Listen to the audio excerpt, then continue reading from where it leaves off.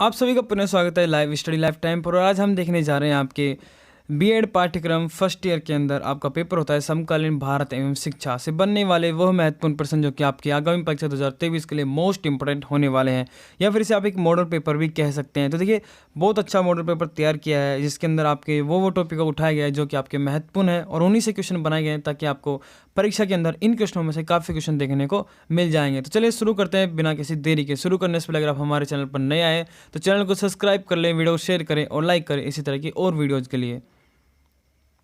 पुनः बता दूं, बीएड के पाठ्यक्रम फर्स्ट के लिए ये सभी प्रश्न मोस्ट इंपोर्टेंट है। अगर आप बीएड फर्स्ट ईयर के अंदर हैं तो ये प्रश्न आपके सत्रीय एग्जाम और वार्षिक एग्जाम दोनों के लिए महत्वपूर्ण है। और आपके एग्जाम भी आने वाले 2023 वाली, तो ये प्रश्न आपके लिए तो एक बहुत महत्वपूर्ण होने वाले हैं। ठीक है, तो देखिए पहला प्रश्न आता है हमारा शिक्षा की कोई दो परिभाषा देते हुए। ठीक है, यानी कुल मिला के आपको पहले प्रश्न में शिक्षा की परिभाषा, तो जरूर नहीं क्वेश्चन इसी प्रकार पूछा जा सकता है, पूछा जा सकता है कि शिक्षा पर टिप्पणी कीजिए।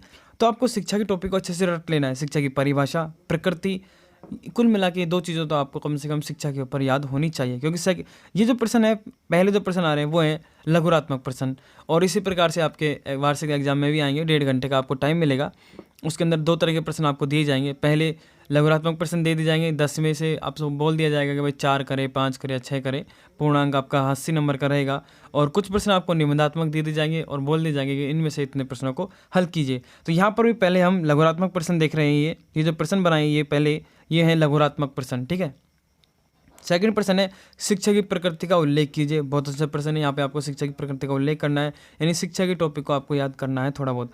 अगला प्रश्न देखिए, भारतीय संविधान में शिक्षा के लिए दिए गए प्रावधानों का संक्षिप्त वर्णन कीजिए। बहुत अच्छा प्रश्न है, आपको इस बात का भी ध्यान रखना है। और ये सभी प्रश्नों को आप जहाँ से भी पढ़ते हैं, सीरीज में से या फिर जिसमें भी से आप पढ़ते हैं उसमें से आप इनको मोस्ट लगा लीजिएगा, चाहे से आप बुक में से पढ़ें चाहे सीरीज में से।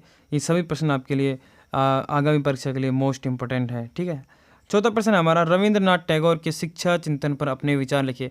अब आपको क्या है, मान लीजिए काफ़ी स्टूडेंट होता है कि सर हम जैसा क्वेश्चन याद करके थे वो क्वेश्चन नहीं आया, तो घबराए नहीं। आपको क्या करना है, जैसे कि आपने रविंद्रनाथ टैगोर के बारे में कुछ भी पढ़ लिया शिक्षा से सीरीज में से आपको, तो आप रविंद्रनाथ टैगोर से संबंधित कुछ भी प्रश्न आ रहा है तो आपको वो लिख के आना है, छोड़ के नहीं आना है। याद रखिएगा, जब वार्षिक एग्जाम देने जाएं तो कृपया करके अपनी कॉपी को खाली ना छोड़े, एक भी प्रश्न खाली ना छोड़े, चाहे से आपको कुछ आता हो या फिर नहीं आता हो उस प्रश्न का हल, लेकिन आपसे उससे संबंधित कुछ भी आता हो, आपने कुछ भी पढ़ा है रविंद्रनाथ टैगोर से संबंधित शिक्षा के बारे में आपने कुछ भी पढ़ा है तो आप लिख दीजिए। जैसे यहाँ पे पूछा गया रविंद्रनाथ टैगोर के शिक्षा चिंतन पर अपने विचार लिखिए, तो अब आपको जितना भी आता है रविंद्रनाथ टैगोर की शिक्षा के बारे में आपने पढ़ा या नहीं पढ़ा, लेकिन आपको जरूर करके आना है। अगला प्रश्न देखिए, वैश्वीकरण के संदर्भ में शिक्षा के उद्देश्य का वर्णन करें। तो आपको वैश्वीकरण को भी अच्छे से पढ़ के जाना है, याद रखिएगा। अगला प्रश्न देखिए, मौलिक अधिकार एवं कर्तव्य में शिक्षा का क्या योगदान है। यह भी बहुत अच्छा प्रश्न है, याद रखिएगा। मौलिक अधिकार को भी अच्छे से पढ़ के जाना है। पूछा जा सकता है कि मौलिक अधिकार एवं कर्तव्य में क्या अंतर है, इस प्रकार भी पूछा जा सकता है प्रश्न। ये प्रश्न निबंधात्मक भी बन सकता है कि मौलिक अधिकार एवं कर्तव्य पर संक्षिप्त टिप्पणी लिखिए। कुल मिला के कैसे पूछा जा सकता है, आपको तो इन टॉपिक को तैयार कर लेना है, मौलिक अधिकार और कर्तव्य को। ठीक है, अगला प्रश्न है हमारा, राष्ट्रीय शिक्षा नीति के बारे में आप क्या समझते हैं। बहुत अच्छा प्रश्न है, इसको भी आपको अच्छे से तैयार करना है, निबंधात्मक और लघुरात्मक दोनों प्रकार से तैयार करने हैं। अगला प्रश्न आता है, भूमंडलीकरण क्या है। भूमंडलीकरण को जरूर याद करके जाइएगा, काफ़ी बार प्रश्न पूछा जाता है। अगला प्रश्न आता है, अरविंद दर्शन के अनुसार शिक्षा क्या है। और अगला प्रश्न आता है हमारा 10वां, शिक्षा संस्कृति और ज्ञान दोनों के लिए हो, इस कथन की व्याख्या कीजिए। तो ये देखिए, ये प्रश्न आपके लघुरात्मक भी बन सकता है और निबंधात्मक भी बन सकता है। ठीक है, तो ये तो थे लघुरात्मक प्रश्न जो कि इसमें मैंने सेटअप किए थे, पर आपको इन लघुरात्मक तरीके से याद नहीं करने, आपको तो सीरीज में से या बुक में से जिसमें से आप पढ़ते हैं आपको निबंधात्मक प्रश्न ही याद करने, यानी अच्छे से आपको टॉपिक को रेडी करना है। अब अगला प्रश्न देखते हैं हम, निबंधात्मक प्रश्न देखें कुछ इस प्रकार से पूछे जा सकते हैं। जैसे एक शिक्षावादी के रूप में टैगोर की देन का मूल्यांकन कीजिए। तो आपको टैगोर से संबंधित याद कर लेना है, कुछ भी आपको जितना भी याद हो, और पेपर में टैगोर से संबंधित आपसे कुछ भी प्रश्न पूछा जाए तो आपको वो लिख के आना है, बस छोड़ के मत आना, आप पास हो जाएंगे, इसकी चिंता ना करें। शिक्षा में कंप्यूटर की उपयोगिता के बारे में आप अपने विचार लिखिए। इसे तो आप बिना पढ़े भी लिख सकते हैं और थोड़ा बहुत पढ़ ले तो आप अच्छे से इसको कर सकते हैं। अगला प्रश्न देखिए, भूमंडलीकरण क्या है, इसके शिक्षा पर क्या प्रभाव पड़ता है, स्पष्ट करो। बहुत अच्छा प्रश्न है। अगला प्रश्न देखिए, मूल अधिकार एवं कर्तव्य में परस्पर निर्भरता की विवेचना कीजिए। देखिए मैंने कहा था ना, ये प्रश्न आपके निबंधात्मक में बन सकता है। इस प्रकार भी पूछा जा सकता है कि मूल अधिकार एवं कर्तव्य में क्या अंतर है, स्पष्ट कीजिए।